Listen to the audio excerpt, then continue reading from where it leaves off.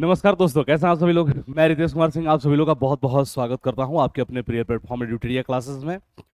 दोस्तों, आज 12 मई 2025 के दिन पूरे भारत में और भारत के साथ साथ विश्व के कई देशों में बुद्ध पूर्णिमा मनाया जा रहा है।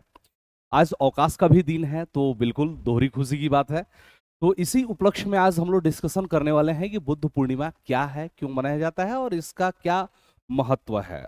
और इसी के साथ साथ हम ये भी देखेंगे कि विश्व के किन किन देशों में इसको मनाया जा रहा है। तो चलिए आगे बढ़ते हैं और एक छोटा सा इंफॉर्मेटिव वीडियो मैं लेकर के आप सभी लोगों के साथ हाजिर हुआ हूँ आज बुद्ध पूर्णिमा के बारे में। तो देखते हैं कि इसमें क्या क्या चीजें हैं, किस तरीके से हैं।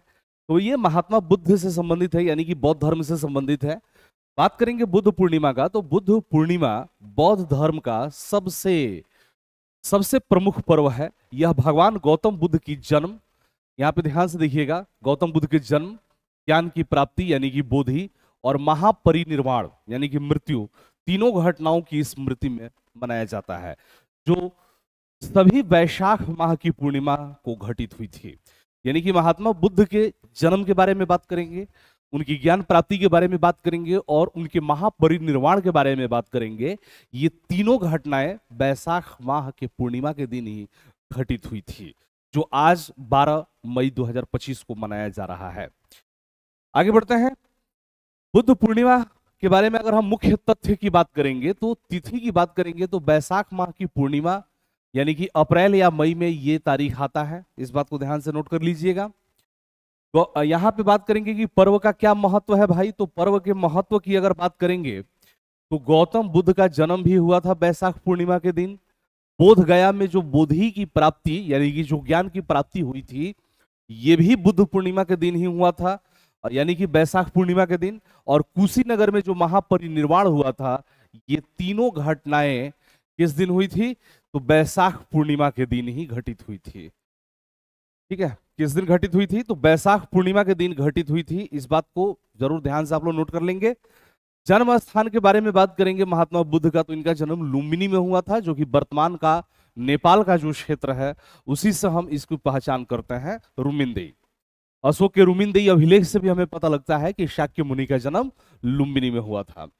इसके बारे में बात करेंगे इस पर्व का उद्देश्य, तो इस पर्व का उद्देश्य है शांति, करुणा, अहिंसा और आत्मज्ञान के संदेश का प्रचार करना। इसी के साथ ज्ञान प्राप्ति की बात करेंगे, तो ज्ञान प्राप्ति इनको बोध गया में हुआ था, बिहार में, पीपल वृक्ष के नीचे। जबकि इनका निर्माण स्थल जो है वो कुशीनगर उत्तर प्रदेश में है। कहाँ मनाया जाता है, तो इस बुद्ध पूर्णिमा के बारे में अगर हम डिस्कशन करेंगे, तो Bharat, Nepal, Sri Lanka, Thailand, Myanmar, Japan, चीन सहित कई देशों में बुद्ध पूर्णिमा को मनाया जाता है और आज बिल्कुल मनाया भी जा रहा है। बुद्ध पूर्णिमा पर क्या होता है, इसके बारे में हम लोग थोड़ा सा देख लेते हैं। तो बौद्ध विहारों में प्रार्थना होती है, ध्यान रखा जाता है और भिक्षु जो है उनका प्रवचन चलता है। बुद्ध की मूर्तियों को स्नान कराकर पूजा की जाती है। ध्यान साधना, दान पुण्य, चरित्र शुद्धि के कार्यक्रम चलाए जाते हैं। साथ ही साथ बोध गया और सारनाथ जैसे स्थानों पर विशेष आयोजन भी किया जाता है। बुद्ध का संदेश क्या रहा है, तो बुद्ध ने जो संदेश दिया उसमें अप दीपो भव यानी कि आत्म दीपो भव, कहने का मतलब है कि स्वयं को दीपक बनाओ, आप खुद अपना जीवन का उजाला करो। इसी के साथ साथ अहिंसा, करुणा और मध्यम मार्ग पर महात्मा बुद्ध ने बल दिया। यही बुद्ध का मार्ग था, जिसको हम मध्यम मार्ग कहते हैं। निष्कर्ष के बारे में अगर बात करेंगे, तो बुद्ध पूर्णिमा वह पवित्र दिन है जब गौतम बुद्ध का जन्म, ज्ञान की प्राप्ति और निर्वाण हुआ था। यह दिन शांति, ध्यान और करुणा का प्रतीक है। बिल्कुल, तो इसी के साथ इस वीडियो को यहीं पे हम लोग रोकते हैं। मिलेंगे अगले वीडियो के साथ, तब तक के लिए स्वस्थ रहिए, मस्त रहिए। जय हिंद, जय भारत।